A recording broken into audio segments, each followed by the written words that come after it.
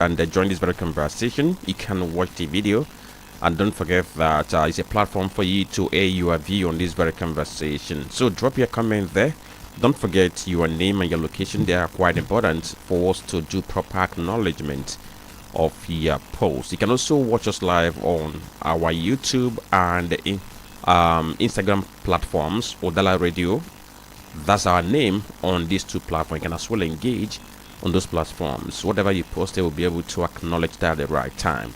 Okay, we have a 4 newspaper as usual, and we're going to bring you those headlines. But before then, Tony, this very morning, I saw men of the Anambra State Police Command this very morning doing what they call walkathon in commemoration of the National Police Day. And the essence is to promote fitness and community engagement. If you have been paying attention, you know that as yesterday, the police began a week-long activity to mark 2026 National Police Day. Yesterday was medical outreach and clean-up exercise that they conducted. In fact, I saw videos of policemen washing clothes for people yesterday. Why are they doing all these things? They want to deepen, the trust between the people and the police. I can call it. It's an effort aimed at public relations to enhance that relationship between police and the public.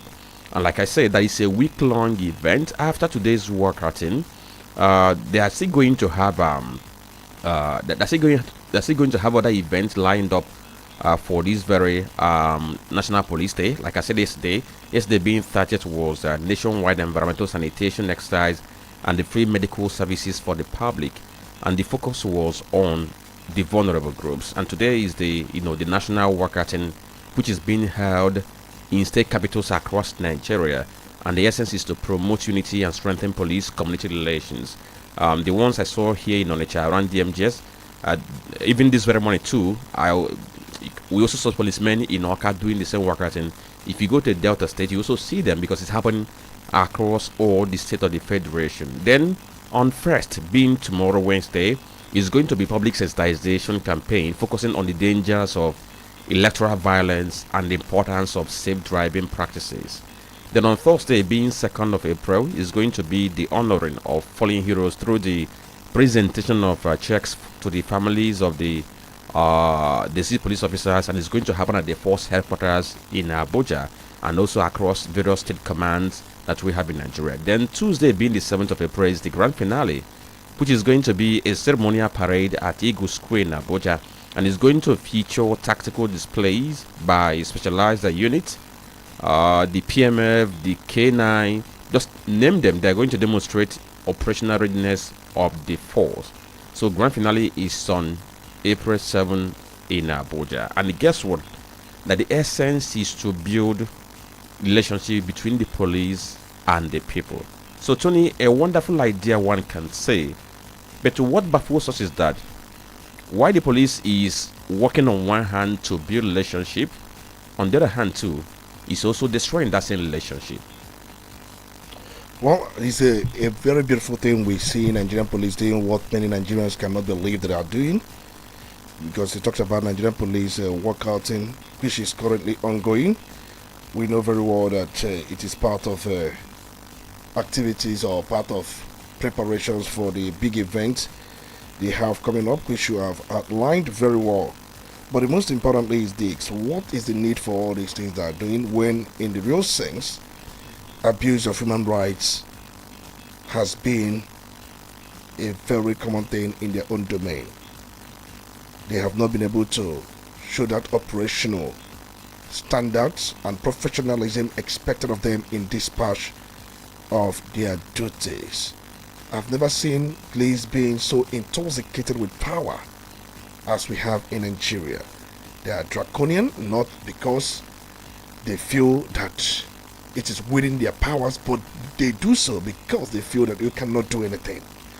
It's important that, in as much that they should be accorded respect to why they dispatch their duty, but at the same time, such respect must be reciprocated. They feel as the boss in every sense. I listened to the new Inspector General of Police, Tinju Rewan Disu, where he says that the people are the boss.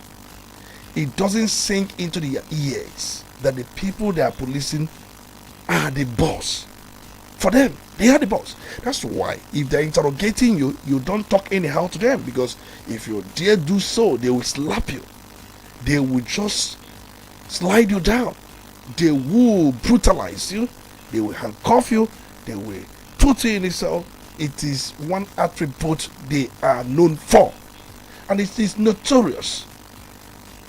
Whether these services they began of late, washing people's clothes, doing laundering for people, cleaning gutters, sweeping public places, whether it will atone for their atrocities, for their sinfulness against innocent Nigerians, is left to be seen, but I doubt it will not atone for it. For me, what they are doing is more like to please those who may be watching them from the gallery. It is cosmetic. It is not rooted in their culture. It is not rooted in their DNA. What they are giving is what they want to give now. But before, some of these people doing this, in a matter of hours, you'll find them back in their trenches doing the notorious things they are known for. It is very, devastating, very distasteful, and quite disturbing that we keep hearing news information about police brutality. We thought by the time we had the answers that these things will be reviewed, and some of these things are not subjected to judicial reviews, and many of them who go on to do things like this have promotions. Before you know it, they get to the next level. There is a reward for such brutality, brutalization. It seems that there is a reward for that. It is very obvious that we've not in any way done anything to sanitize the Nigerian police system. We talked about the issue of state police, and I will discuss it the other day. And I remember saying that the police presently constituted have no business giving us any form of framework for our transitioning. You don't have good public image. You don't have good human rights record. There are so many things you are lacking, and they want to give us framework. And I asked that question: who appointed you? Face your duty. It's just like an employer who wants to open another branch for his company for a particular reason, and you see employees without the employer sanctioning them to provide framework or to assist in any way. You see employees who have been very bad in their work attitude, bringing framework for the opening of the new branch, even when the employer has not appointed them to do so. And you look at what they submitted from what we saw, 60 months transition period, and I did quick calculation. 60 months is more like 5 years. They want us to use 5 years to transition to a full-scale state police, when I was telling you people that nobody appointed them. There is something hidden, and many don't even see what I'm seeing. It is now obvious, and they're now saying 3% of federal. Who appointed you? Issue of policy should be left in the hands of those elected by the people to decide for them. We must face things the way they should. I don't know, everybody can do anything he likes in this country. When we are making their framework or whatever they call it, and I criticize it, and look at what he has yielded. They are trying to serve their own purpose, protect their own purpose, protect their own interest. We are talking about state police. Okay, if by that time Tinubu will not be, even if Tinubu wins the second term, he may not be president. And what if the next president is not interested in that? We go back to square one. The centralized policing system has never worked. It's defective in every sense, and they should not propose to us how to get it better. They are not members of the parliament. Okay. The most important thing is that the work they are doing, if they can internalize it, we want to be seeing it every day, not because there is a event coming up. They must scrutinize themselves. The human rights record and then brutalization of innocent citizens, it is endemic in their culture, and these things, they should not be allowed to go scot-free in all of this. Okay, so police, we are giving you a work. So let's say you are giving an assignment this very week. Let's see if we're going to have 2 weeks of good policing. When I say good policing, I mean good relationship between the people and the police, so that we don't have issue of people being extorted, people being harassed, or people being molested, as you are marking national to meander some places. So the issue of fitness of these policemen too also needs to be looked into. A modern policing Imogo supposed to be agile, and he has this protruded belly. Do they do their work hard and normal trainings? These things need to be looked into, because I would like to say policeman who are classy. So that kind of thing we need to say. Then this is a public announcement or public information here, actually, because I got information that if you get to the Nkwele axis of the Enugu Onitsha Expressway, there is a kind of should I call that a creation of a new path for vehicles because of an ongoing construction. But the problem there is that there is no road sign, there is no direction on how people, so that when people come around that very area, they will be able to know that something is ongoing there and know how to navigate. So those who are in charge, those who are responsible, they should be able to put those very signs, so that we have to avoid accident and we need to have these things well placed for the safe driving of people on that very road. So next will be for us to bring you the headlines we have this very morning on various newspapers. Stay with us, we'll be right back. You're listening to the Polity. Get involved now.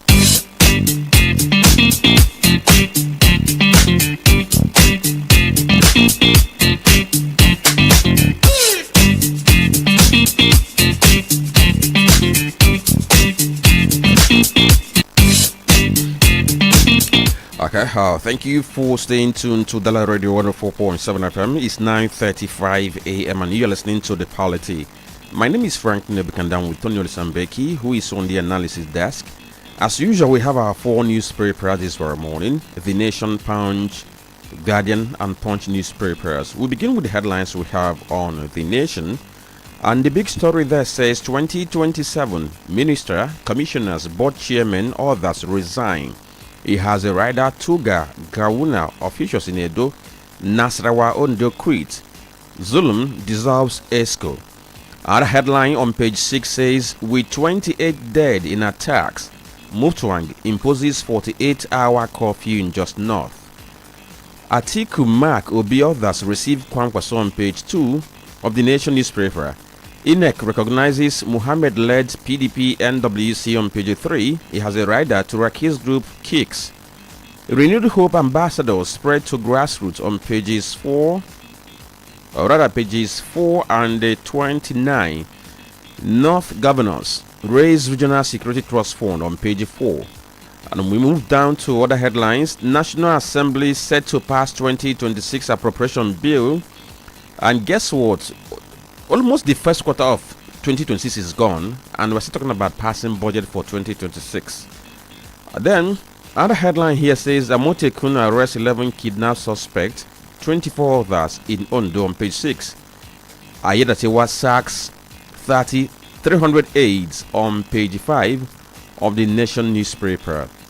We now cross over to the Punch. On Punch newspaper, we have the big story that says military gets 2.3 trillion naira special funding amid security crisis on page 2. It has some riders, 100 billion naira monthly disbursements to security agencies, 450 billion naira non-regular allowance for armed forces, outrage as bandits kill 40 in Jos, Kaduna. And this one says Kwankwaso ADC gears up for 2027 showdown with Tinubu on page 3. INEC OK's Wike PDP block, court bars to Raki on page 44. Canada hikes citizenship fees for Nigerians, all that's on page 44. Canada is following the footstep of UK. 2027, 2 ministers resign to contest elections on page 44. The Minister of Foreign Affairs, Tuga, he resigned yesterday because he has an eye for Bauchi State governorship election. And also, I think Minister of State for Education, Sunono, also resigned because he wants to contest for governorship in Kebbi State. Other headlines we have on the Punch say, Leadership, editor-in-chief backs NUJ award on page 44. Violence erupts in South Africa over alleged Igbo king coronation on pages 4 and 5 of Punch newspaper. 5 fuel vessels arrive Lagos amid supply worries on page 38 of Punch newspaper. Then over to the Guardian. Guardian has some interesting headlines. One of them says ministers develop cold feet over state police, or rather, ministers develop cold feet over state politics. Delayed endorsement on page 6. FG awards 50 million naira each to 45 student innovators on page 7. APC, ADC bicker over national issues. Government's response on page 5. 2027 Zulum dissolves cabinet in Borno on page 8. PDP crisis, more leaders dump party as Makinde's camp heads to Supreme Court on page 6. Violent protests in South Africa over controversial Igwendibo coronation on page 2. Udala, Orisejafo for others 6 state emergency on economy insecurity on page 7. Consumers could groan as egg cost 8,500 naira per crate on page 3 of the Guardian newspaper. ADC lauds Kwankwaso's defection as game changer on page 3 of the Guardian newspaper.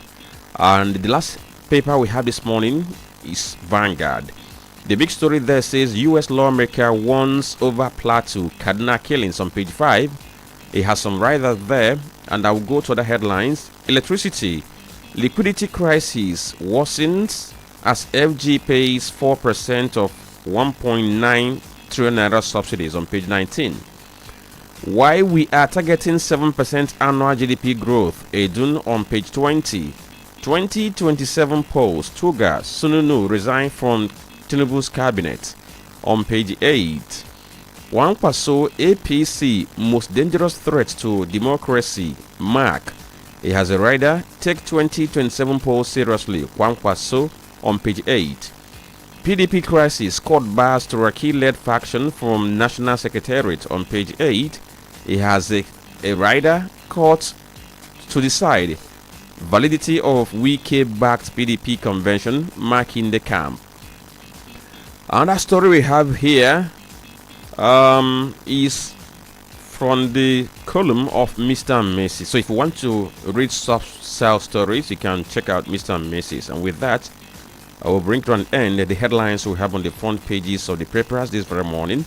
Next will be for us to bring you the talking point. And guess what? On this day in 2021, something happened at Isofia. Tony, I don't know if you can recall. And if I say it down, many people will be able to get what you're talking about. 2021, March 31st. Something happened in Sofia when we're preparing for gubernatorial election for November 6, 2021. Once we return, we're going to let you know what happened that moment.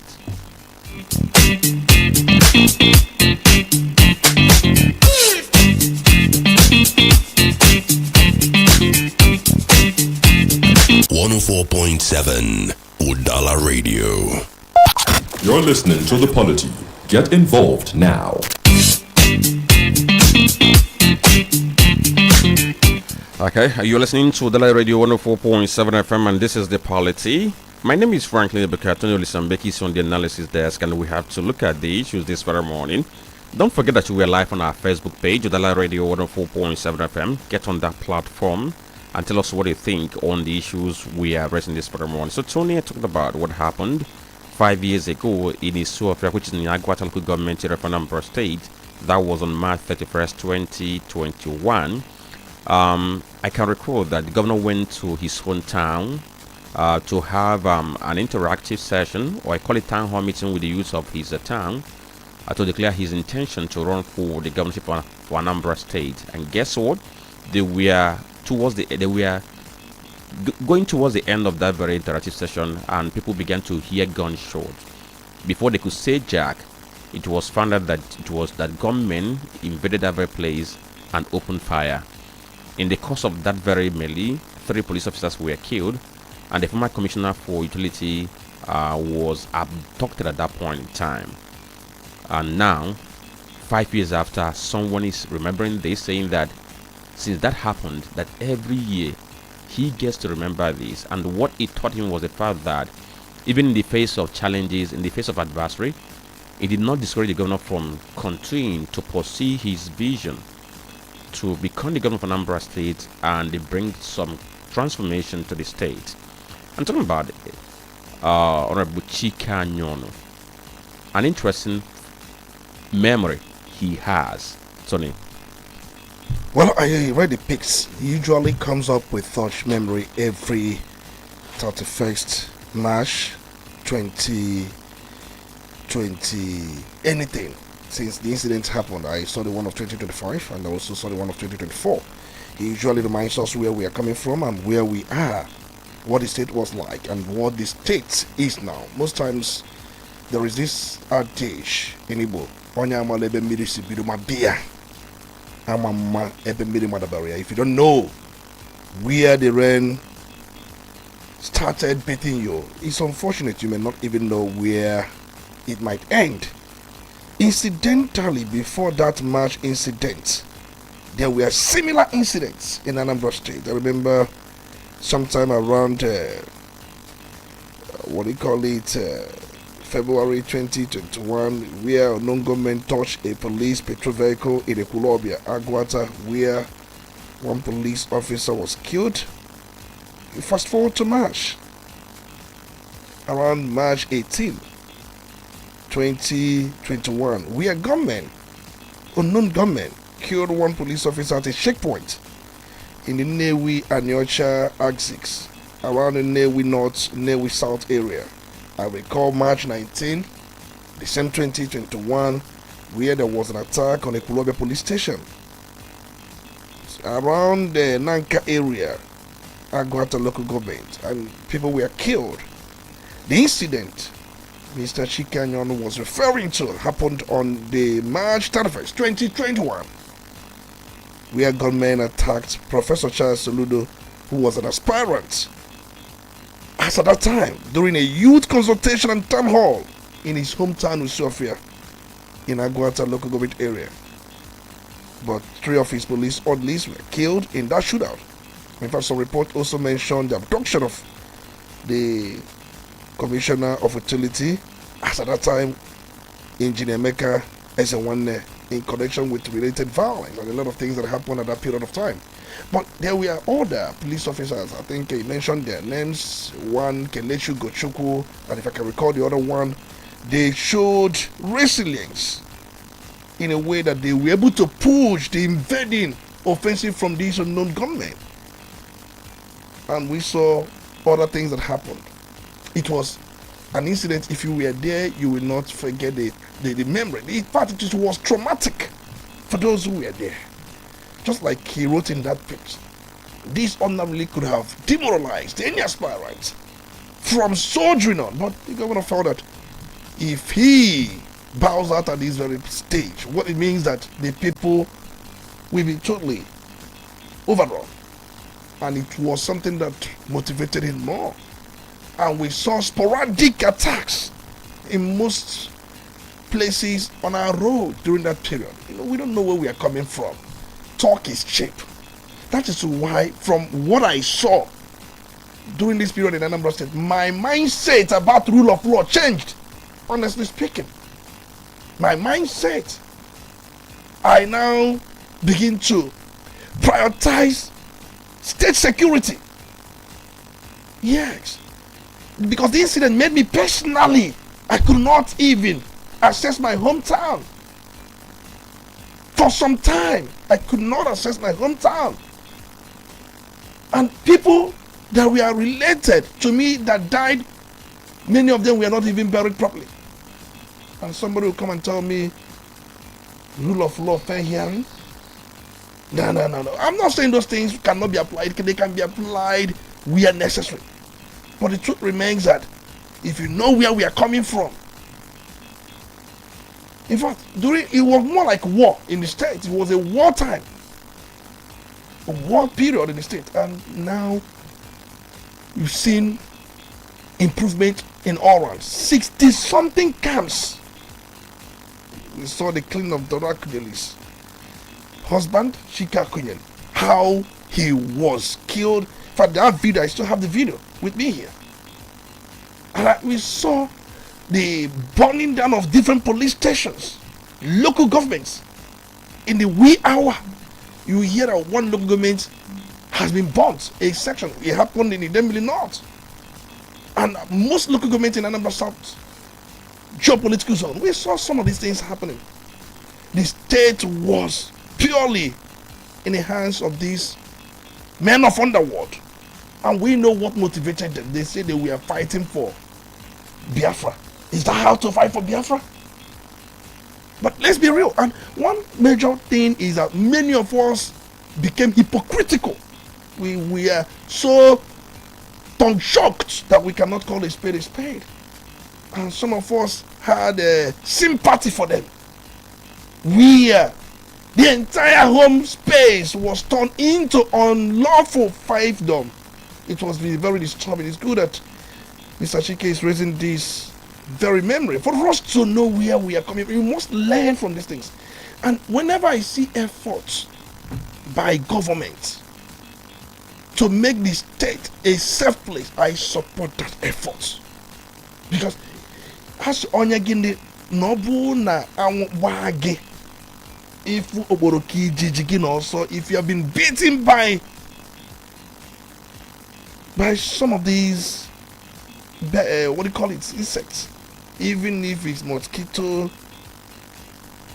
bee, whatever, once you see even the innocent one, the innocuous one, you'll be on the run. The point I'm trying to make is this: we prioritize everything. Just as we were yesterday, I saw many talks yesterday about what we discussed yesterday, the demolition of a particular place used for drug manufacturing, prostitution, and many people have their thoughts, and that's the beauty of democracy. Opinion, render your opinion, verify, very fantastic. But I looked around. Yes, I will always agree that it raises serious questions when it comes to human rights and rule of law. I accepted, acknowledge, I agree. But the truth remains that I see why some state governments were much committed in doing things like that. Enugu state government has done it, Abia state government has done it, Imo state government has done it, and many of them have been. The issue is that they want to make their places to be safe. That's the most important thing. They prioritize public safety. Public safety for them comes on top ahead of the so-called human rights. Public safety. Okay. The issue about human rights is that if you don't ensure that human right is protected, some persons might, cash in and use that to suppress people. That's why people always, cry out when they observe that kind of thing. Thank you. Yeah. All right. So we're going to leave that very matter. We talked about, that 5 years after that very attack in Sofia. Of course, we understand that today there's going to be a kind of solemn prayer somewhere in Orca today around 12:30, where it's going to happen at I think St. Joseph the Walker Chaplaincy, just to have a reflection on what happened and then how we have soldiered from that moment till now.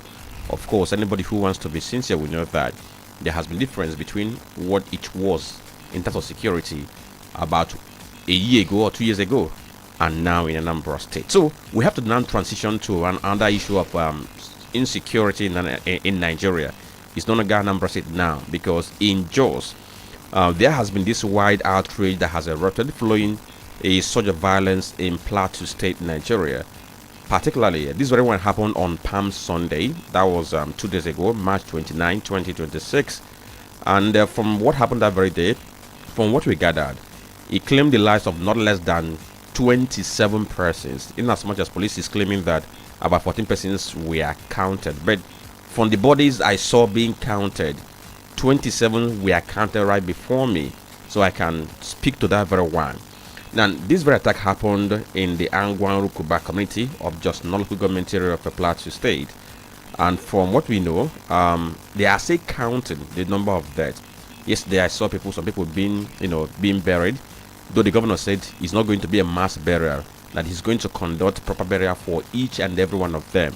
And I've seen different reactions. Guess what? even social media accounts that were domiciled in Plateau area, North Central, you can now see them with the kind of outrage we have seen. This very morning, I watched a 74-year-old woman who was crying, saying that they are so vulnerable, government is not protecting them. If government cannot protect them, they should be supported for them to arm themselves and begin to protect themselves. I saw a very dark man where he was interviewing youths in that very area where they were sharing the experiences. So many things have come out from this Plateau attack.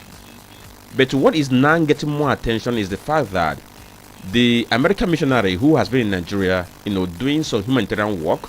In fact, if you go to Benue in Yerwata, he has rebuilt some places for people whose houses went on desolation because of attack by herdsmen or bandits.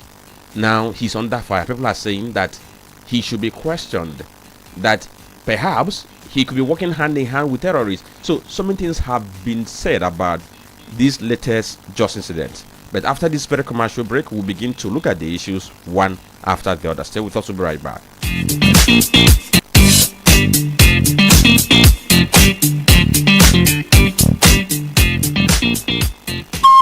Udala Radio, 104.7 FM.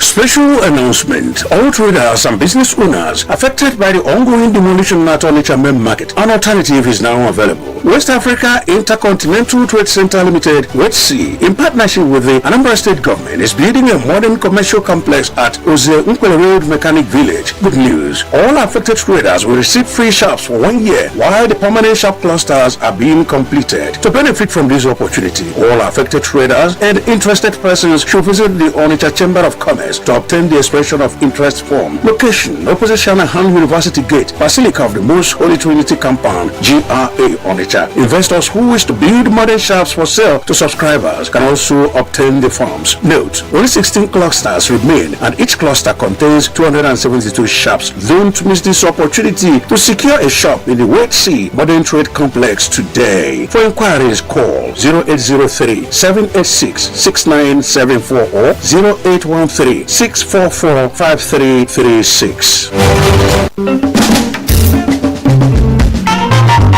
na nkwado amụma ezi erimihe na ọnọdụ ahụike Healthy Living Initiative nke ha Excellency Dr. Mrs. Nonye Soludo, nwunye Akanachi Anambra State, otu a kpọrọ Affirmation Movement, jewere wee na-agwa onye ọbụla na ọ dị ezigbo mkpa ịkwalite ọnọdụ ahụike na ezi erimihe anyị, na-eri nri arụ chọrọ otu na mgbe o kwesịrị, na-aṅụkwa mmiri nke ọma, ma gbaa mbọ na-anwachapụta arụ gị oge niile, ịkwalite ọnọdụ ụbụrụ nakwa ọnọdụ ahụike gị bụ onye ọrụ oyibo, onye na-azụ ahịa, nne na nna, okenye na nwata. Mgbe mbọ na-aga n'ụlọ ọgwụ inwe nlekọta ịmata ka ọnọdụ siri gbatakwuru nye ọnọdụ ahụike gị.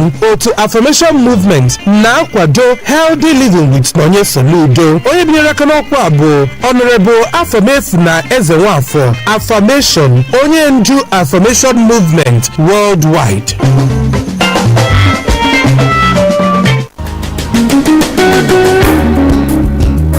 The Anambra State Electricity Regulatory Commission (ASAC), in carrying out its mandate of developing the Anambra State electricity market by ensuring that electricity is adequate, safe, reliable and affordable, as well as the protection of consumers and the involvement of private sector investors in the electricity business in the state, is holding a public consultation on the following draft regulations. 1. Customer Protection Regulations. 2. Application for License and Investment Regulations. Members of the public and all stakeholders are invited to attend the public consultation and air their views on the draft regulation. Customers who have complaints about electricity services are also invited to attend. Date: Tuesday, March 31st, 2026 for consumer complaints. Wednesday, April 1st, 2026 for application for license and investment regulations. Venue: Classic Hall, Archbishop C.J. Patterson Auditorium, All Saints Cathedral, Onitsha. Time: 10 a.m. For more information, please visit our website www.asac.anambrastate.gov.ng or email info@asac.anambrastate.gov.ng. Signed, Management.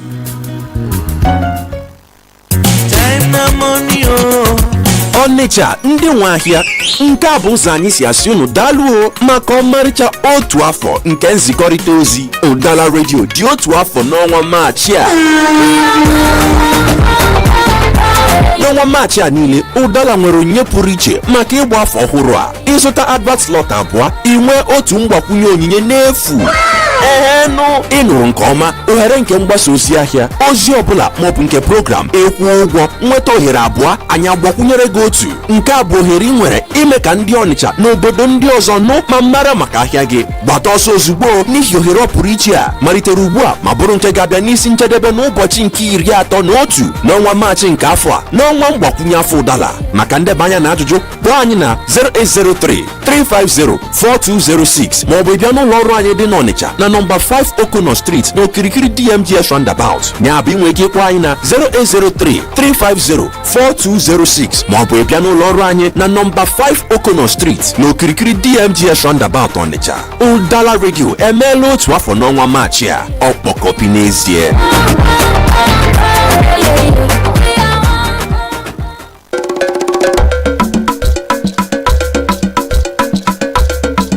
Udala Radio 104.7 FM. Seriously authentic.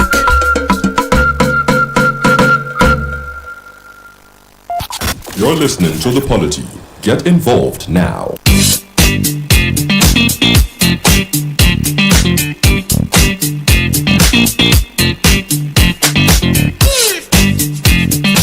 Okay, thank you for staying tuned to Udala Radio 104.7 FM. It's now 10 a.m. and you're listening to The Polity.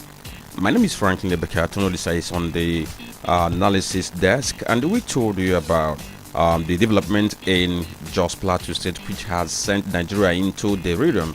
Many people have been reacting, asking questions about how government is responding to issue of insecurity in the country, because the number of persons we have seen killed in this Just North is of course creating some concerns in the country.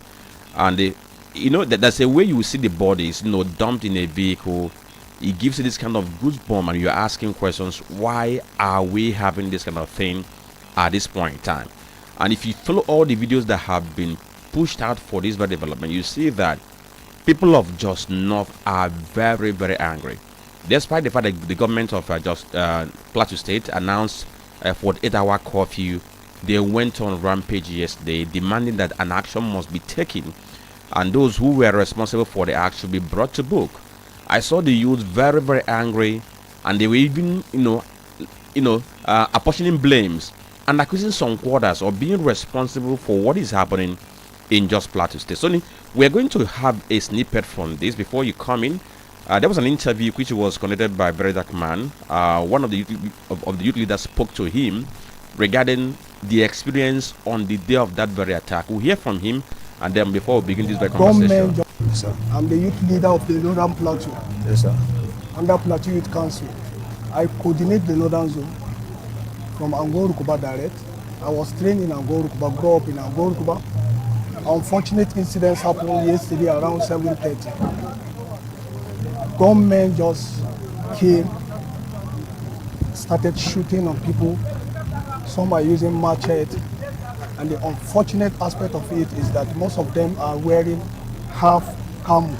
That is the army clothes, and a veil, this Hausa veil on their neck, and they were speaking Hausa and this Fulani language, going down, spraying bullets on people.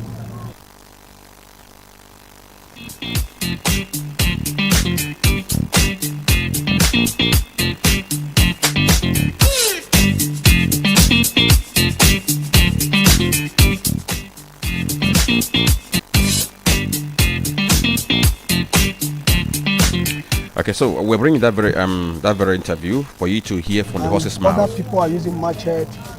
When they are going down in less than 10 minutes, they will now see army car.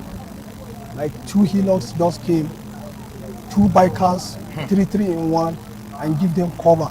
I was there. I think one of the army nearly shot me on the leg. He missed and sprayed on the ground. The army, Nigerian army. The Nigerian army, and some of Sorry, them. please, I will have to take you back a little. Yes. You said you witnessed that when they came down, some of them were shooting, some of them were using machete on people. Yes. Army came with their van. Yes. And gave them cover. What do you mean by giving them cover? Yes. army, Hilux, 2 Hilux came. Nigerian army. Nigerian army. When youth came out en masse in order to follow the attackers, on realizing that they are attackers, because 2 weeks back, NDLA came in, started shooting and arrest some people because of drug issue. And then when this one started, the boys thought that it was the same operation. Unknowingly, when we came close, we now realized.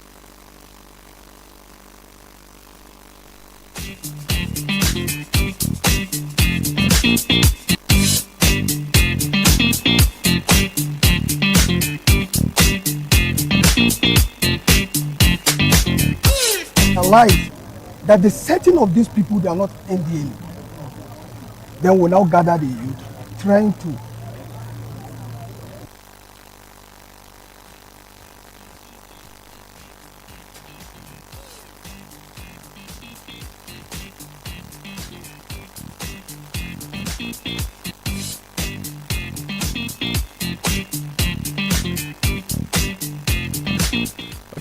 So we wanted you to hear, the entire interview, at least to a reasonable extent, before we get to a beginning analysis, because that place where he mentioned the Nigerian army, in the interview, when the interview extended, he was asked to make clarification, and he said that those people.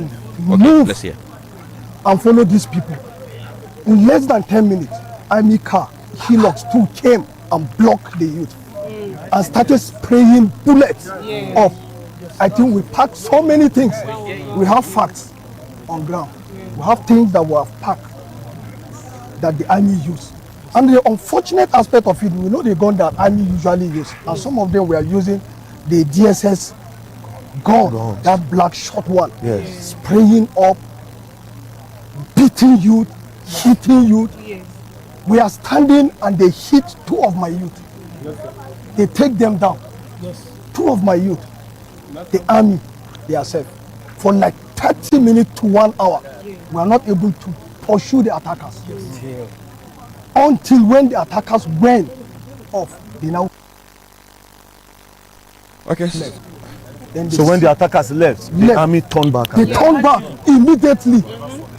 They were shooting up. The attackers are shooting, still killing people inside the area. And they block the youth. You cannot enter that very area. Location. These army people that you're talking about, as I was going to Agwarukuba, I saw some army men. Did you see any of those people in that place? I did not see any single of them. And when they have you ever seen? You are the youth president, the youth leader. I'm the youth leader of the northern. Of the northern plateau. Yes, but born and brought up from the Angwarukuba. Okay. Yes. Those military people. My leadership from Angwarukuba. Those military people.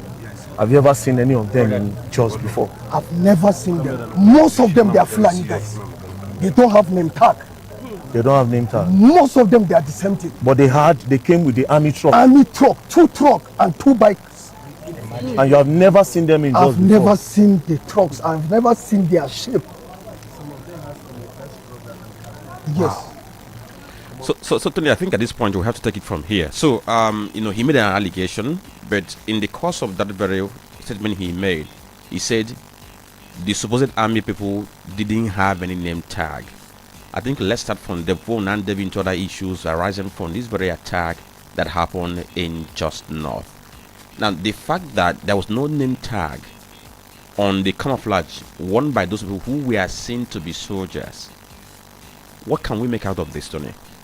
Well, this is just one side account, and it's always good to hear from the other side, because if you are to apply that very principle of fair hearing, we've seen an account by the youth leader, and we also need to hear from the Nigerian army to balance the whole accounts. But let's talk about this one-sided account. It is a sign that there is a complicity somewhere.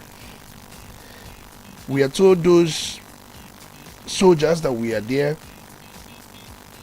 they had no name tag, that's according to the youth leader, and they came with 2 trucks of the military. So what does that imply? It implies that for the fact that they came immediately when these attackers were leaving, what it shows is pure coordination. There was a coordination probably between the attackers and those who were coming to rescue the attackers. From that account, it can also imply coincidence. It can also imply coincidence. But I know many would want to believe it was never going to be coincidence, because for them, this is not the first time such narration has been given. It's not the first time. When something has been patterned, or when something wears a pattern, how can you now call it coincidence? In any case, there is need for probe, because if you look at the accounts we have had so far, the villagers are saying about 29 people to 30 people have died, but the police is putting the death toll to about 10 or 11, according to police report as at yesterday. But the villagers who were involved put the death toll at about 29 or 30. That tells you that it's a very bloodied Palm Sunday. And the reason or the question why it happened on Palm Sunday tells you a lot. Why would such attack? Gunmen on motorcycles in that very just south, shooting sporadically on innocent citizens who had observed Palm Sunday and possibly coming back to their homes. It is a sad reality that Christians are still being persecuted. It's a sad reality. No matter how we try to argue it from now till whenever, it is a sad reality. And it tells you a lot that even the people are still defenseless, unprotected. And that's why we are calling on state policing system, where people will take charge of their security. Because that's what state police, local government police, or town police system is all about. Allowing people to even supervise those who could be in charge of their security, superintend on their performance and monitor them. You know, we don't have monitoring system in this country, and that's why a lot of things happen under the pipeline, because nobody monitors, nobody supervises, no one cares, nobody takes audits. I've said these things many times. As we have it currently, Oshun's Catholic Diocese, I got a report this morning, has shifted Easter Vigil to 5 p.m. Why did they issue such shift? Because Easter Vigil should be from 10 p.m. and beyond. The Vigil Mass that will be on. Nigerians should be well protected this Easter period. If we could see this on Palm Sunday, it means that there is need for more vigilance, because we are approaching Easter. Yes, and look at some security measures some dioceses are taking, like your June diocese, like I mentioned earlier on, that feel that they have to take decisive steps, that if they allow vigil at that period of the night, that they may be unprotected. Government can raid them. Government can gun everybody down. The point remains that, I have said it, the time for people to take their own destiny in their own hand is now. Because the idea of transition period by the police, giving us 16 months for state police transition, more like another 5 years, it tells you what we are suffering, and where are they, and we are calling on the military. In fact, to be honest, where things work, it is not even the duty of the military to even come up with such protection. It is the duty of police. So today, from what we heard the youth leader say, he raised an allegation, which, of course, for us, is not enough for us to use that to judge. And the fact that he mentioned that there was no name tag attached to the camouflage worn by these supporters military, there is every chance that it could still be the killers who disguise in that very form. And there's also a chance that it could be complicity. So the chances are there. So of course we are waiting to see how the military are going to react, if they are going to refute that or not, if they are going to initiate any kind of probe or not, because a lot has been said about what happened in Just North. Now the governor of this very state has imposed curfew. That's what he has done. if he has taken any other action outside this, I cannot say. He said that his government is going to ensure that the medical bills of those who are in the hospital are taken care of. Those who died are going to give him befitting burial. That's what he said. That if he's making any arrangement towards having his own security outfit, maybe try to imitate some of the governors who have decided to take their own destinies in their own hands. For instance, if you go to the south where they have a Motekun, which has been helping them to fight banditry and other forms of insecurity, you come to the south is where some governors have decided to, go into this local policing, whereby they have their own vigilante to help them do this. In Kogi State, I think they are doing hunters and what have you not. So for the governor, I don't know what he's doing. So let's get to hear from him first, and then we now get back to what is now heated on every platform is the call for Nigerian government to arrest that American missionaries. Talking about American missionary, talking about Alex Barbe.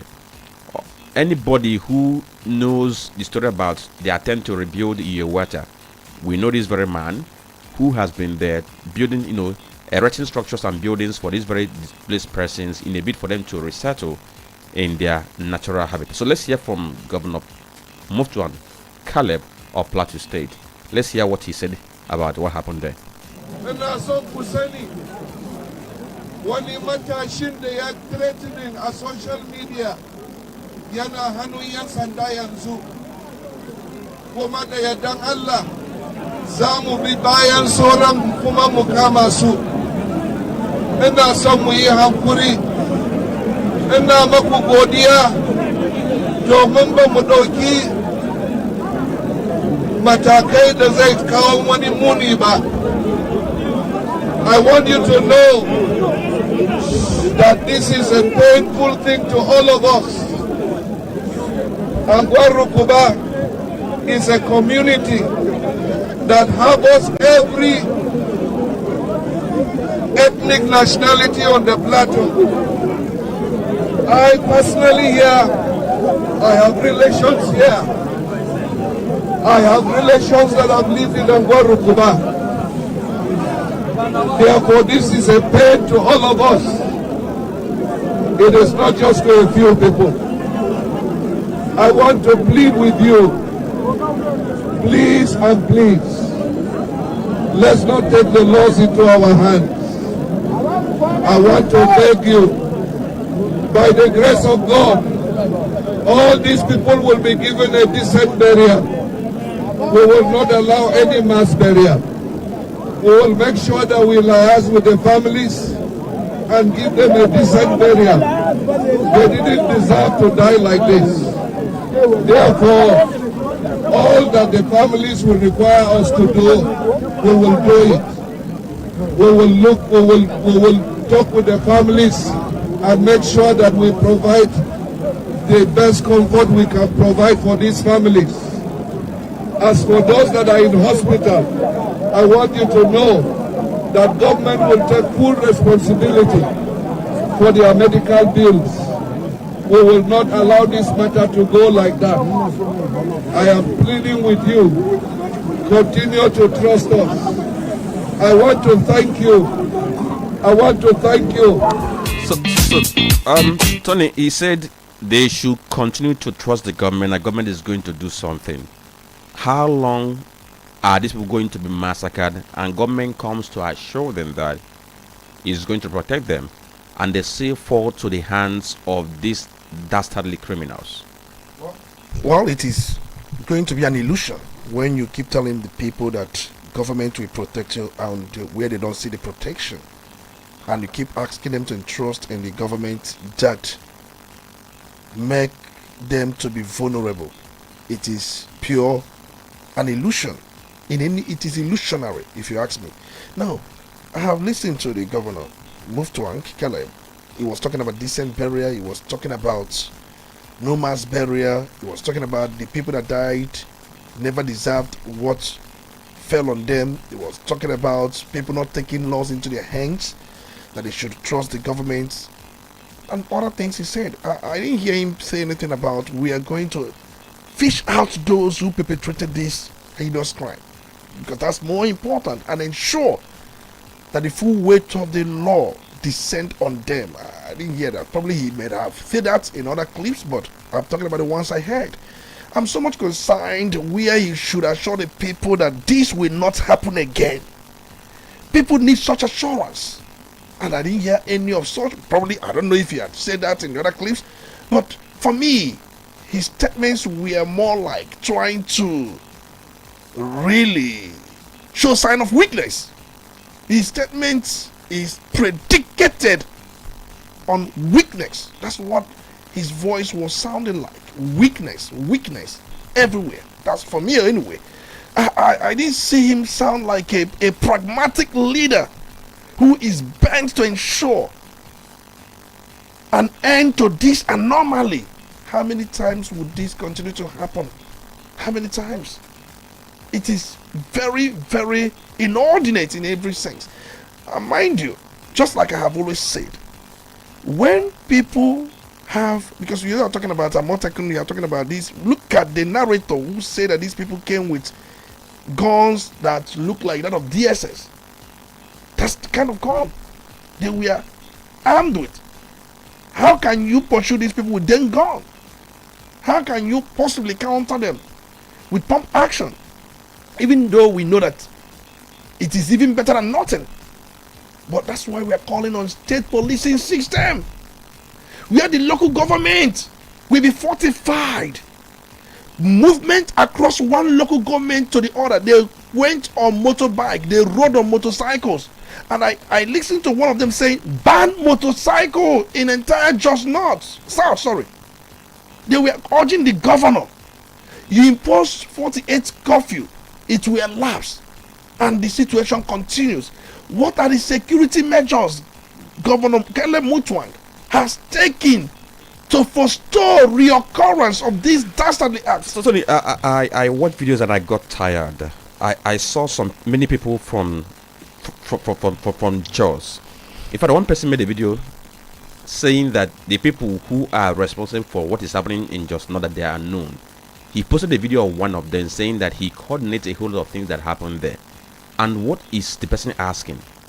Justice. The government should rise up to the situation and ensure that those who are behind this very killing are arrested and dealt with. That's the only way that they can end this. If not, after making speeches, everybody goes back to their cocoon. What is happening will continue to happen. Now let's look at that very issue of the call that the American missionary should be arrested. Tony, I have seen this pitching even celebrities against those who are making this very call. The likes of Scales and Co. If you go on X now and even social media, it's on fire because we now see Nigerians against each other. It appears as if it's us against them. Some persons who are from the north feel that this American missionary should be investigated, that he might have a hand in what is playing out there, Tony. Well, for me, people are speaking out of emotion, and I'm not that emotional person. I speak based on facts before me and what I believe may likely happen. More like I speak based on facts and give you a visualized prophecy driven by facts, not driven by Muntal. The man in question, Alex Babi, a Florida-based American humanitarian and also a Christian missionary. Of course, we know he's the one leading the group Building Zion. People have not seen any evidence that linked Alex Babi to the said attack. From the look of things, he has condemned it publicly. In fact, he raised alarm shortly after the shooting, because the shooting was on the evening of March 29. Babe posted videos on social media, even on his Facebook and on his account, describing the killing of innocent Christians on Palm Sunday. Check his Instagram and Facebook handles. He made those posts because he was the one that posted initial figures of about 10 Christians being killed. But we later know that other reports had it about 26 to 40, depending on the source of the reports. Because if you look at what Babe, he's from Florida, United States of America. Because I know he criticized President Bola Ahmed Tinubu in one of the posts he made, where he was asking why the government was not protecting citizens, and also accusing authorities of inaction amid recurring violence against Christians in the Middle Belt. He made that in his post. No. And I'm also aware that he amplified that Alex Babe. He amplified the international attention to the attack. Now, Tony, what is out there is that some persons are accusing him of being a CIA agent. Some are accusing him of having a link with ISIS, claiming that he once trained ISIS when they are having one kind of incursion in one part of one part of the world. But those who are on his side are saying that this is a well-known missionary who has been in Nigeria doing the Lord's work. He's not flamboyant. Those who have been displaced, he's trying to resettle them without asking for money from any government. So why is he on the cross at this point in time? The truth is, look at Bashir Ahmed. Bashir Ahmed, former SSA to President Bola Ahmed Tinubu on new media. He was the one that started this attack on Alex Babe, because he started calling for his probe, that he should be investigated, he should be arrested, suggesting his comment could incite unrest, that his presence near that area raised suspicions. These were some of the things he said, and then there were those that bought whatever Bashir Ahmed was actually saying and started their own.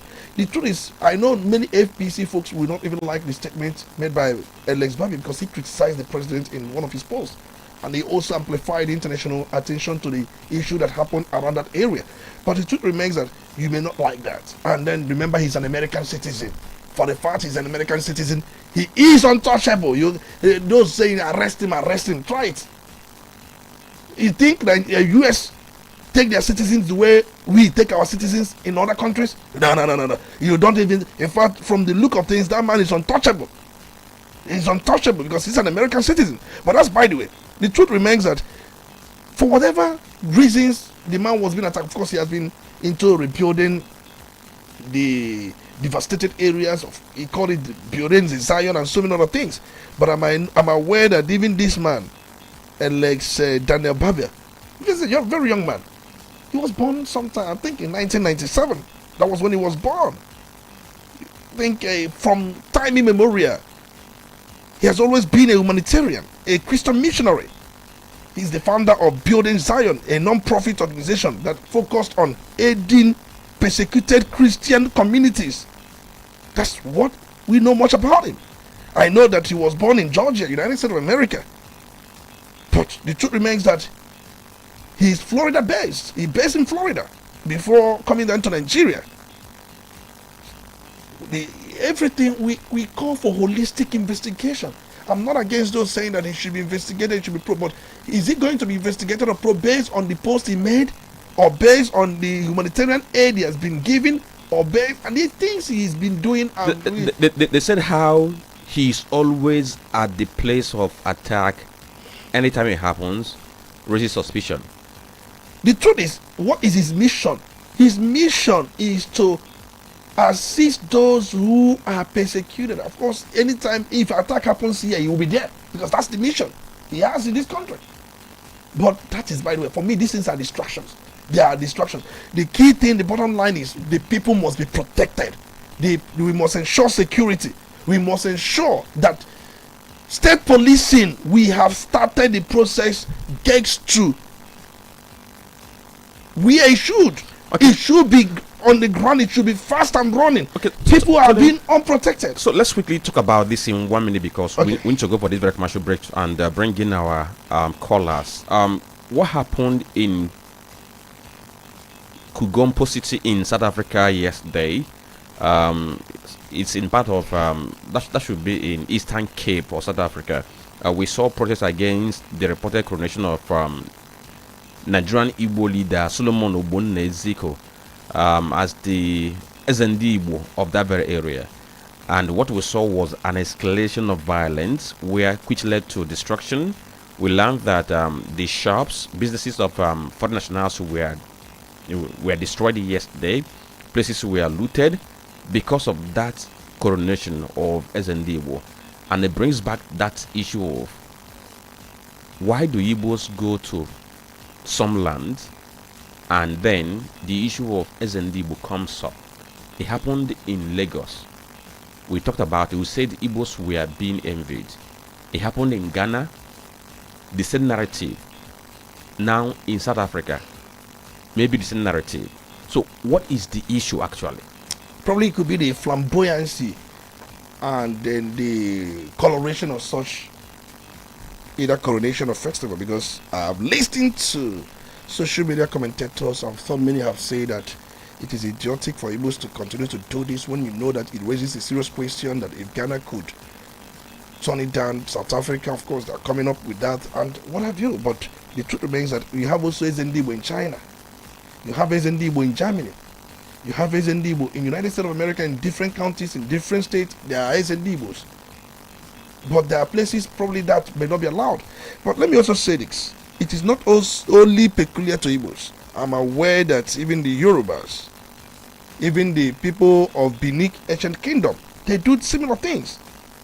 In Liberia, because I'm aware of Oba Omobalaji Ogunkoya, the Odua Bedewolu, one of Yoruba Liberia, is a king. In Egypt, I know about Oba Yusuf Yunus Olatunji Oloshuno Jowon Ilufetimiloye Badewulu, one of Egypt. If you go to Ivory Coast, the Yorubas, they have their traditional ruler, they have their king. His Royal Majesty Alhaji Adebayo Gaya Giwa is the Kabiesi Oba Olori, are the one of Ivory Coast. Even in United States of America, you can even take it there. Even in Atlanta, Dallas, you have a style and crowned Oba titles in most of these places. That's for Yorubas. They do the same thing. Even in South Africa, they have their own Oba, just as Igbos have their own. So what is this now? Is it that people where is it that the owners of the place where these people reside, they are uncomfortable? Perhaps it could be in the realm of xenophobia, or is there something we need to understand that can help us to have a better view of why these things happen? For me, I think, just like I said, it could be the flamboyance. Possibly, there are times you come and do things and that shadow the owners of land. Remember, one of the laws of 48 laws of power: do not outshine your master. And where you do these things and try to outshine your master, it becomes a problem. Is that against any law? It may not, but it's a matter of perception, and perception is everything. For those who are saying Igbos should not be doing this, for crying out loud, you must be well enlightened. There are so many tribes that are doing this. Possibly maybe the one of Igbos are getting more attention because of the flamboyance attached to it. Just like I said, I can even let you know that even the people from Benin, even people from Hausa Fulani, they do some of those things, but they don't do it in a more flamboyant way. The Igbos do these things. And mind you, you also have SNDB across different countries in the world, even in UK. And the most important thing is that you must do it in such a way it will not be against the laws of the land. But just like I said, perception is everything. Situations where the owners of land feel that you have come to outshine them. Possibly they have not done their own coronation the way you are doing your own. They will feel disturbed. They will feel uncomfortable. And possibly the xenophobic culture of South African people. And they have always had it in their minds to loot. The undercurrent in that issue was to loot the shops. Because some of these shops were owned by Igbos. Why did you transition your protest to shop looting, stealing, touching, and all that? There are times they are on issues that have not been resolved. One is that we learned that most South African ladies usually like Igbo people because of their flamboyancy. Okay. And because of certain things, and many of them are not feeling comfortable. Even in Ghana, most Ghanaian ladies like Igbo boys, Igbo men, because of their flamboyancy. Most times when they approach women, they throw all manner of things at the women: money, cash, gift, and all that. You don't see some of these things in most places. and situations where these women, move in that direction, it becomes a case of envy. A case of envy. That's what I'm saying. Okay. But the truth is that we must moderate how we do things. We cannot outdo the owners of the land. We cannot. All right. So at this point, we have to go for this very commercial break. After it will be for us to take your reactions via the telephone line. Stay with us. We'll be right back.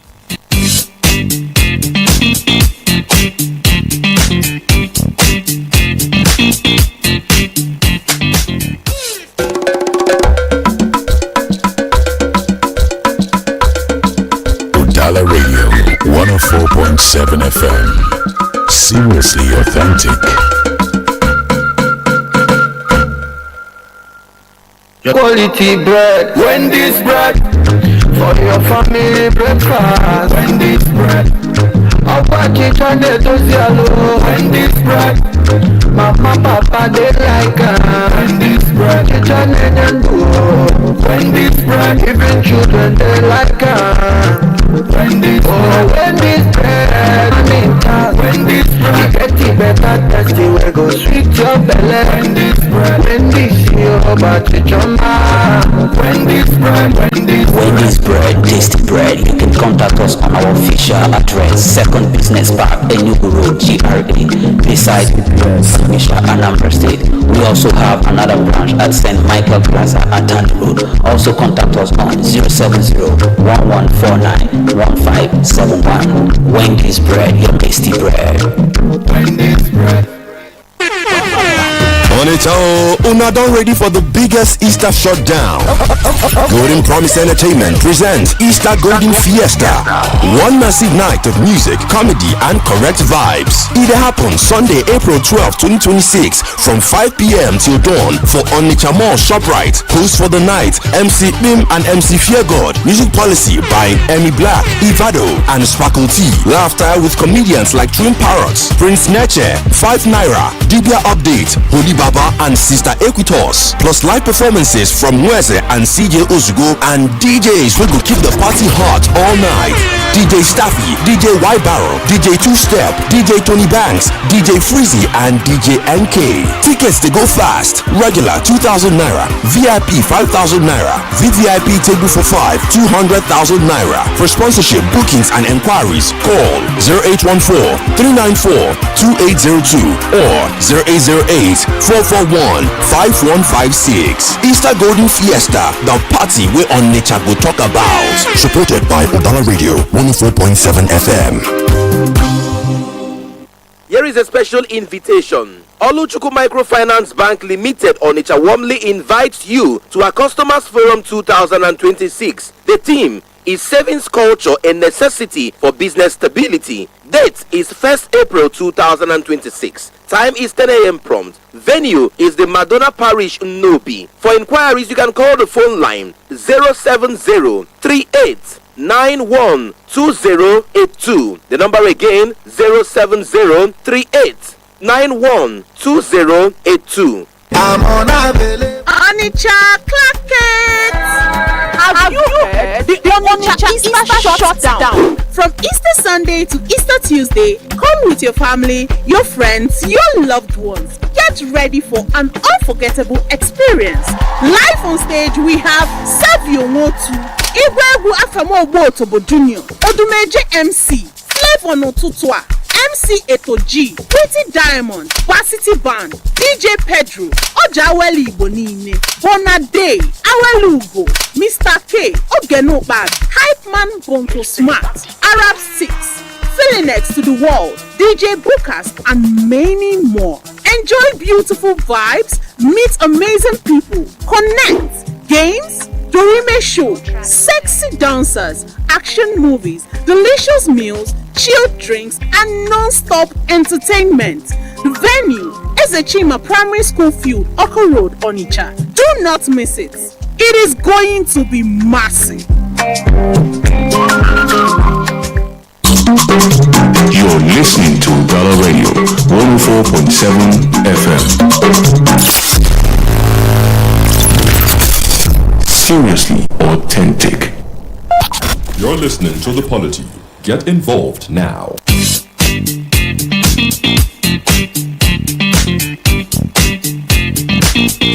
Okay, are you listening to the Polity on Udala Radio 4.7 FM? My name is Franklin Ebeka, and it's time for us to open the phone lines for us to take input from you on the issues we have read this very morning, as captured by the papers. This headline story, the phone lines are 0803 221 6973 or 0803 827 6694. Please, when you call in, take 1 minute, make your point, be articulate, and drop your code. Good morning. Hello. Good morning. Good morning. Your name? I'm Evangelist Ichibwado calling from Onitsha. Go on, Evangelist. Yeah. What I want to say is about killing in Plateau State. It's not one thing. That governor of Plateau is not worthy to be a governor. He cannot be the symptom and leave the roots. The roots of everything or anything that causes that killing. They cannot solve it. It's talking about giving barrier, talking in fact, it's just talking jargon. Secondly, about what you mentioned about police, that they are sleeping, washing this and that. Let me tell you, I was once a police officer. Police can never be your friend. When I was there, if you are somebody in a police and you are trying to say the truth, they will eliminate you. And that's the police. Even they hate themselves. So there is nothing police can do on this earth that make me to have them as my friend. So why did you leave? 8 years or 9 years. Why did you leave? Why did you leave? They are fantastic for and they can never repent. Can you hear me, Evangelist? Can you hear me? I can hear you. So why did you leave the police force? I leave it because of the corruption. You retired or you were dismissed? The corruption is too much. If you try to speak the truth to them, do you know that this money they are collecting on the road, they bring return to DPO, to AMNORA, or even to commissioner, and all this, all of them got share on that money. That is what the corruption in police can never cease. All right. Thank you. Thank you for your input. Hello, good morning. Chief Dr. Tony Obunda, good morning. Yes, good morning. Good morning. Your name? Ebuka, good morning. I am Gedim Izapatego, cruising the airway from Osmo. My own suggestion is this. All the Christian churches in the north should shut down in protest. Otherwise, they are not being serious. Now, when they do that, they should attract sympathy from the rest of the world. This time they are forcing the people. They know that do not. I mean, 80% of northern youth do not like Christianity in their area. Let us tell ourselves the truth.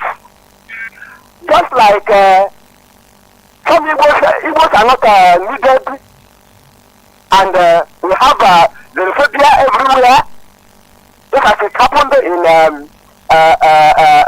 South Africa, and presently the coronation of an Igbo son is being is causing havoc.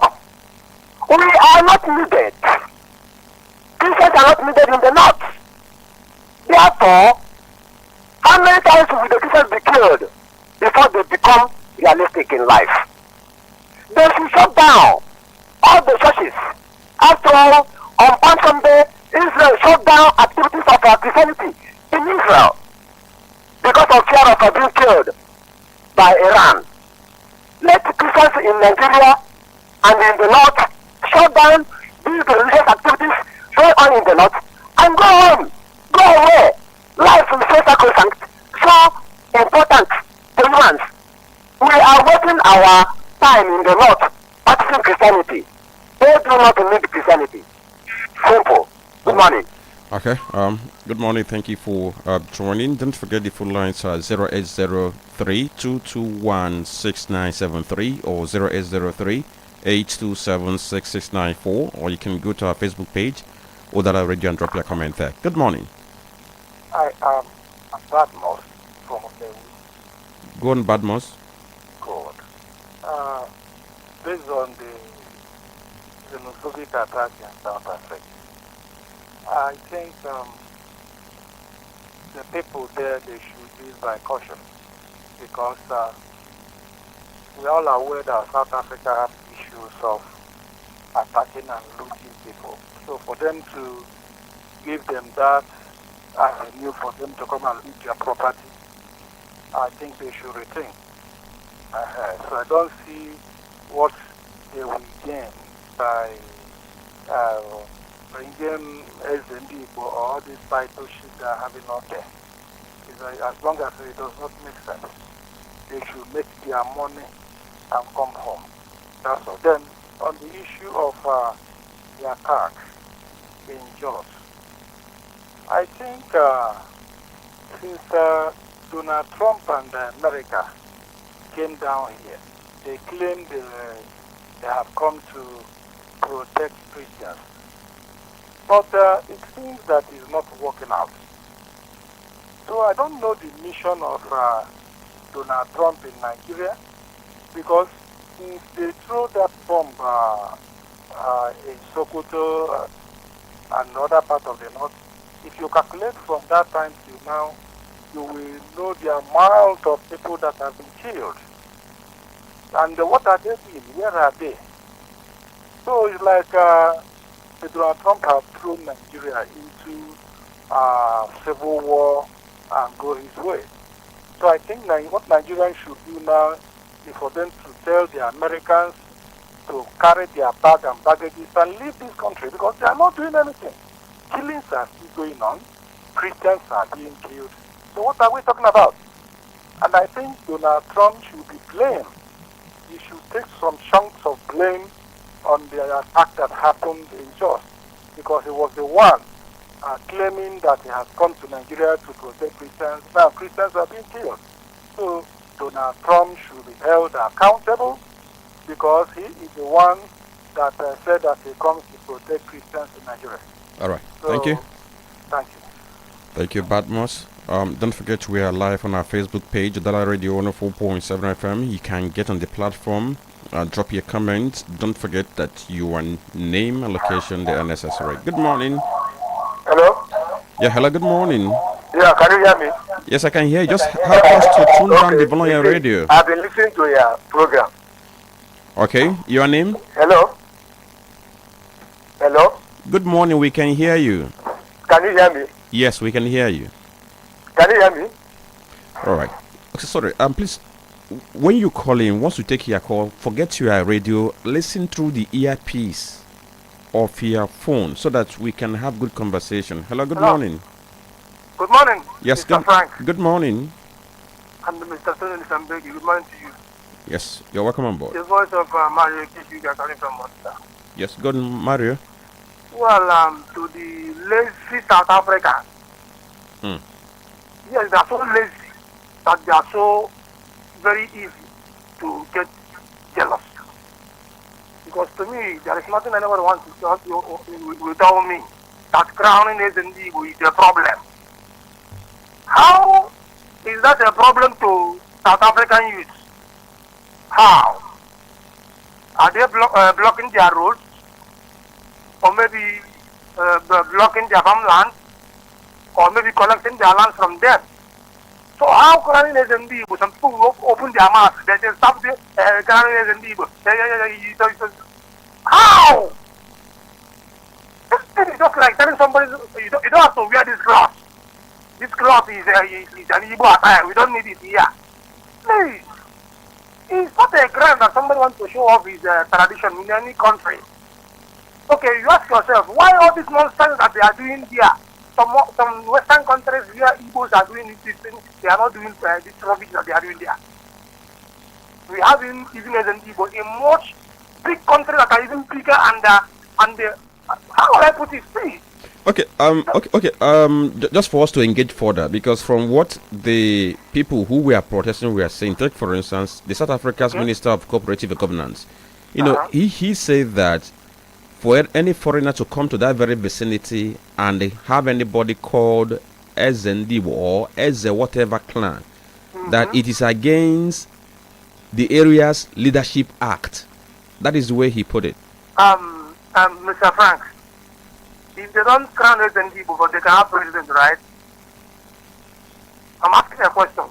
Can they have a president? I'm not a South African, so I wouldn't know. There is no need of staying away in this. There is no country. Maybe even South Africans and Nigeria, if they can form a union and have president, they are free. Do you not know the meaning of Ezendibo? Is it their language? This is an Igbo language. And we recognize it as a call.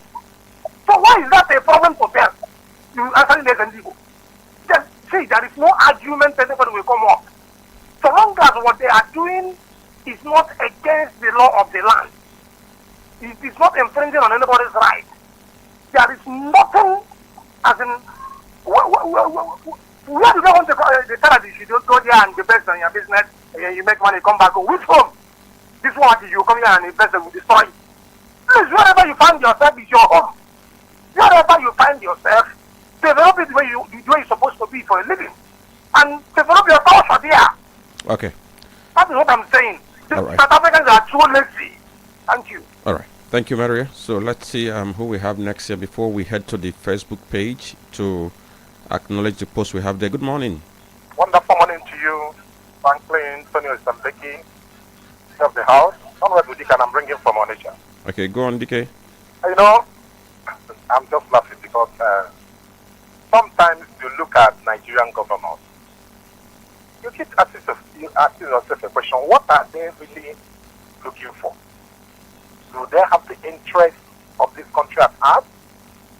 Because if they don't, I don't see why a political party or an administration that can't even protect lives and properties. B.Y. Benjamin made this statement even before this interview from Very Dark Man, which you played to us, by the youth leader, that the military is colluding with this terrorists. He made it that everybody should defend themselves. Martin Nande can also make the same revelation. That's why they threw him inside the prison yard. And you ask yourself a question, don't we have President, Commander-in-Chief of the Armed Forces? When Christopher Musa was reinstated, everybody was jumping up. However, how one of the callers saying the U.S. should do it, if not for what the U.S. is doing, even the South will overrun. Trust to Delta State and see things for yourself. Just cross over to Delta State. Go to Imo State and see things for yourself. Anambra State is not an exemption. I don't know why we find ourselves where we find ourselves here, showing us mercy. So the fact remains that these governors that are defecting, telling us, Tinubu is my friend, I have known him for years, you are a city governor, you have your daughter as a city girl, your son is... What are they really looking for? Now, are we trying to bring him back this administration? Is that the desires of Nigerians? It's very terrible, precarious situation we find ourselves in. And these things keep going on unabated. You never know the one that is going to come up tomorrow or next week. So what we are looking at is if the U.S., could look deeply into this. I keep saying this. Look deeply into the process of selecting who becomes the leader. That, documentaries are there. The Nigerian government have been indicted and are paying the bandit. This thing keeps coming on and on and on. Sheikh Gumi came out and said that the government knows these people by their name. They know where they live. Nobody from the government came out to debunk this. Okay, summarize. No one came out to say that what Sheikh Gumi is saying is a lie. And this thing keeps going on. And we are, trying to reinforce, bringing back this present regime. I urge the U.S., if they really want to do something, what is happening in Iran is little than what is happening. It's happening here. All There's right. no human rights abuses are here. DK, that should be a summary. Hello? Okay, I meant you have to summarize because we are out of time. I'm almost done. So what I'm trying to say in effect is this. Nigerians should think outside the box, and even the opposition need to engage, because I remember when Muhammad Buhari then visited Washington under Obama regime. They need to make a move. All right. Not just sitting down and looking at P2B here, P2B there. When he comes to your church, it becomes a problem. Comes to your mosque, it becomes a problem. All right. Nigerians should rise up. Thank you so much. Thank you, DK. So let's quickly see how many of the posts on our social media platform we can acknowledge. Udala Aloysius says, I still don't understand why whenever there is attack, no military or security intervention until after the operations of the bandit. Since these bandits join military all in the name of repentance, attacking communities have been well coordinated with no security challenge. I don't know how many that have been arrested or persecuted, yet more killings on daily basis. He posted from Umoba Nam.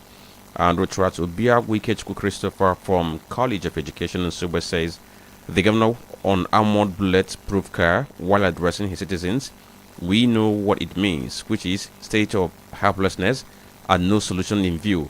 The only strategy they know is declaring state of emergency and taking financial burdens in the burial of the deceased. The situation is pathetic and looks unsolvable. People are tired of long empty speeches without action. People can't trust the government even when the killers are fished out. Their trials and release back to the society anger people the more. Okay? Mazinwo Rechikwe Rosinachi says, it's very questionable and heartbreaking concerning what occurred on Palm Sunday in Jos. To me, from the narrator's audio, the incident looks like a planned and coordinated attack. And he's saying, Tony, you were saying to have fair hearing from the Nigerian army, and you think they have positive response concerning the incident that occurred. Okay, he posted from FM Onitsha. Dandolas,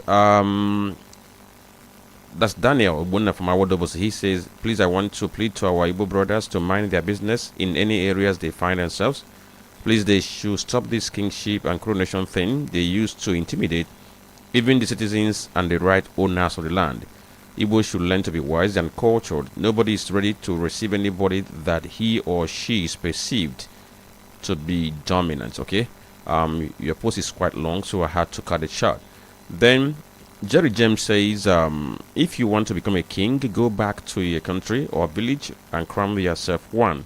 Some of these Igbo brothers using kingship to cause problems for us in different parts of the world have no connection with loyalty in their country. Just imagine a Ghanaian organizing a coronation ceremony in Chobe Bazu Stadium.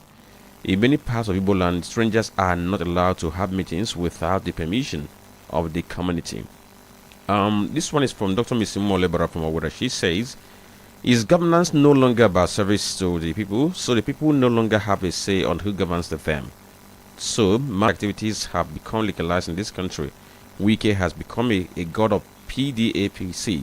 I wonder the type of precedent this government is laying. What are they teaching our youths? What are they emulating? Why can't the pathway to leadership be open, free and fair?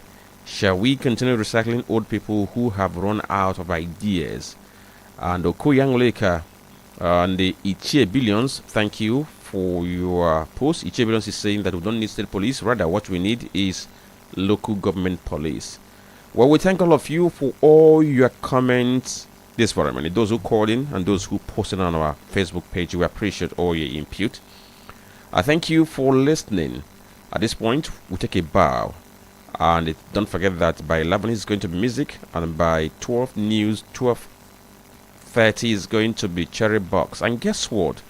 Blessing CEO has been in the news because of our alleged forgery of MedLab result. And today on Cherry Box, a member of the family who claimed that the lab result of their sister was forged by Blessing CEO. She's going to be on Cherry Box to tell you more about that. My name is Frank Nebuka. Good morning and thank you for listening.